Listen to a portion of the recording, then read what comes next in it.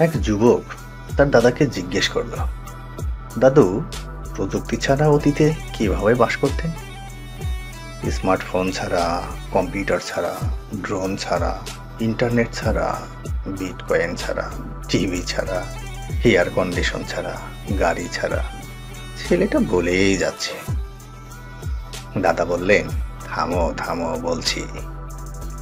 ঠিক যেমন তোমার প্রজন্ম আজ বেঁচে আছে, কোনো প্রার্থনা নেই, কোনো সহানুভূতি নেই, কোনো সম্মান নেই, প্রকৃত শিক্ষা নেই, দরিদ্র ব্যক্তিত্ব, মানুষের কোনো দয়া নেই, লজ্জা নেই, কোনো শালীনতা নেই, সততা নেই। 1930 থেকে 1980 সালের মধ্যে জন্ম নেওয়া মানুষ আমরা ধন্য ছিলাম। আমাদের জীবন তার জলজ্যান্ত প্রমাণ। স্কুলের পরে আমরা আমাদের হোমওয়ার্ক নিজেরা করেছি এবং সূর্যাস্ত পর্যন্ত আমরা সব সময় মাঠে খেলেছি।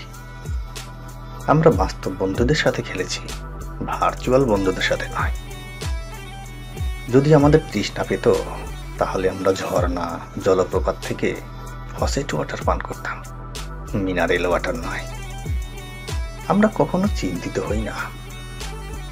আমরা একই কাপ বা প্লেট আমাদের বন্ধুদের সাথে ভাগ করে নিয়েছি।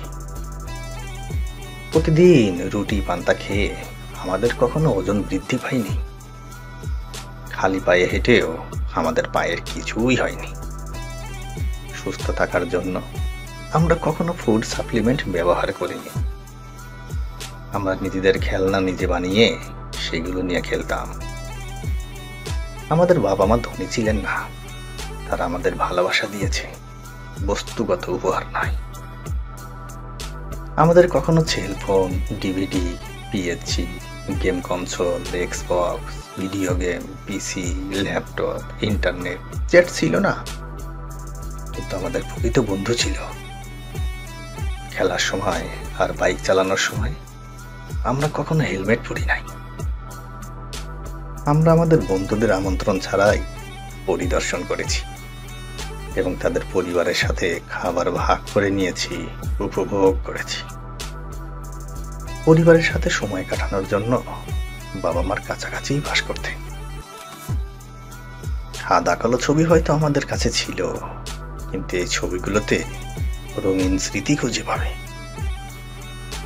আমরা একটি অনন্য এবং সবচেয়ে বুদ্ধিমান প্রজন্ম, কারণ আমরাই শেষ প্রজন্ম যারা তাদের বাবা মায়ের কথা শুনেছিলাম, এবং আমরাই প্রথম যারা তাদের সন্তানের কথাও শুনতে বাধ্য হয়েছি।